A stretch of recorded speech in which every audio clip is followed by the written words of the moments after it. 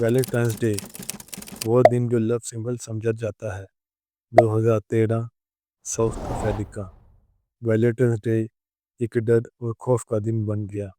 ایک ایسی کہانی جو لو اور فیم سے نکل کر موت کا کھیل بن گئی۔ یہ ایکسیڈنٹ تھا یا مرڈر؟ ریوا اسٹینکیمپ 29 سال کی بیوٹیفل وومن، یہ سمپل اور ہارڈ ورکنگ وومن تھی جو لا گریجویٹ تھی، ساتھ ہی ایک اچھی ماڈل اور ایک ٹی وی شو ہوسٹ کرتی تھی۔ وہ ماڈل انڈسٹری کے بجائے ایک ایسی وکیل بننا چاہتی تھی جو ان لوگوں کے لیے باز بن جائے جن پر ظلم ہوا ہو۔ اس کی سوچ اس کی پرسنالٹی کے جیسے تھی۔ اس کے نیبرز کہتے تھے ریوا دنیا کو بدلنا چاہتی ہے۔ 13 فروری۔ اس رات ریوا ایک ریپ کیس پر اسپیچ کی تیاری کر رہی تھی جو اس نے 14 فروری کو اویئرنیس کیمپ میں دینی تھی۔ 14 فروری کو اسپیچ کے ساتھ ساتھ وہ اپنے اس کو کوئی گفٹ دینا چاہتی تھی۔ اس نے ایک نوٹ تیار کیا اور اس پر لکھا "I think today is a good day to tell you I love you"۔ دروازے پر 4 گولیاں چلائیں۔ جب اس نے دروازے کے پار دیکھا تو وہاں کوئی اور نہیں، ریوا تھی۔ پولیس کو انفارم کیا۔ پولیس نے موقع پر ہی آسکر کو ارسٹ کر لیا۔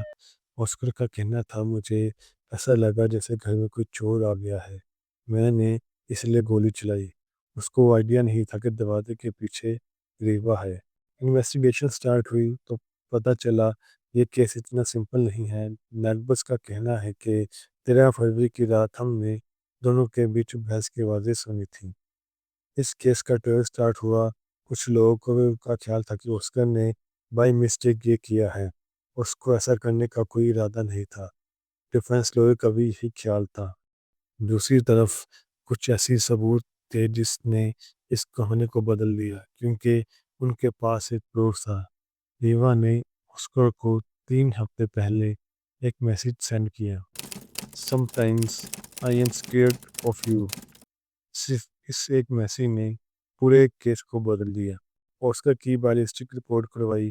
رپورٹ میں آیا جب آسکر نے فائر کیا تو وہ پینک نہیں تھا بلکہ وہ اپنے ہوش و حواس میں تھا۔ اور فورینسک ایکسپرٹس نے بھی یہی کہا کہ ریوا باتھ روم میں چھپنے کی کوشش کر رہی تھی کیونکہ واش روم میں ایسے پروف ملے۔ اور آسکر کے غصے کو بھی لوگ جانتے تھے کہ وہ غصے میں کچھ بھی کر سکتا ہے۔ اس سب پروفز نے آسکر کے خلاف ایسا سولید کیس بنا دیا۔ اس کیس کا ٹرائل بہت دیر تک چلتا رہا۔ سب کی نظریں کیس کے فیصلے پر تھیں، کیا فیصلہ آتا ہے۔ 2014 میں کورٹ نے آسکر کو مرڈر کی سزا نہیں دی بلکہ اس کو کلپیبل ہومیسائیڈ کے جرم میں 13 سال کی سزا ہوئی۔ اس طرح سے یہ کیس ختم ہو گیا۔ ریوا ایک ایسی لڑکی جو سوسائٹی کے بھی ان لوگوں کی آواز بننا چاہتی تھی جو کسی ظلم کا شکار ہوئے ہوں، لیکن اس کی اپنی ہی آواز خاموش کر دی گئی۔